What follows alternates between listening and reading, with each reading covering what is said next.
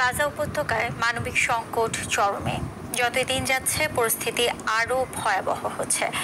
ঘরবাড়ি ছাড়ার নির্দেশে দিশেহারা উত্তর গাজার বাসিন্দারা। অনেকেই আর্থিক সংকটের কারণে যেতে পারছেন না, আবার কেউ কেউ পথিমধ্যেই হামলার শিকার হতে পারেন বলে আশঙ্কা করছেন। এদিকে গাজায় যুদ্ধ বন্ধ ও জিম্মি মুক্তির দাবিতে তেল আবিবে বিক্ষোভ হয়েছে লন্ডনেও। ইমতিয়াজ আহমেদের রিপোর্টে থাকছে এরই বিস্তারিত।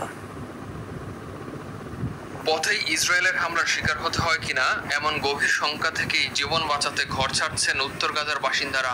গত রাতে গাজা শহরের এক শিশু হাসপাতালের উপর চালানো হয় একের পর এক বোমা হামলা। গাজার স্বাস্থ্য মন্ত্রণালয় বলছে সেখানে কোনো প্রাণহানি না হলেও হাসপাতাল ছেড়ে পালিয়ে যেতে বাধ্য হয়েছেন অন্তত 40 রোগী।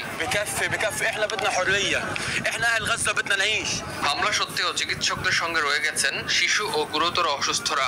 ইনকিউবেটর ও ডায়ালাইসিসে থাকা শিশু ও রোগীদের উপর করা বোমা হামলাকে ভয়াবহ বলে উল্লেখ করেছেন যুক্তরাজ্যের মধ্যপ্রাচ্য ও উত্তর আফ্রিকা বিষয়ক মন্ত্রী হ্যামিশ ফ্যালকনার।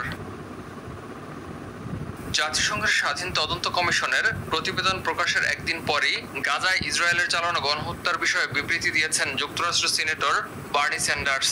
বলছেন, ফিলিস্তিনিদের হত্যাযজ্ঞে যুক্তরাষ্ট্রের মদদ বন্ধ হওয়া উচিত।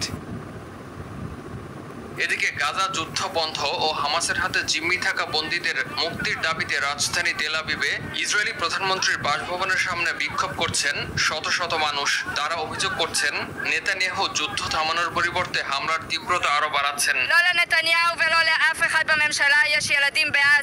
অন্যদিকে যুক্তরাষ্ট্রের প্রেসিডেন্ট ডোনাল্ড ট্রাম্পের যুক্তরাজ্য সফর চলাকালে লন্ডনে অনুষ্ঠিত হচ্ছে বিশাল বিক্ষোভ সমাবেশ। বিক্ষোভকারীরা ফিলিস্তিনি পতাকা হাতে যুদ্ধ বন্ধের দাবি জানান। British people to make their feelings known about the fact that they hate Donald Trump, they hate his politics. Imtiaz Ahmed,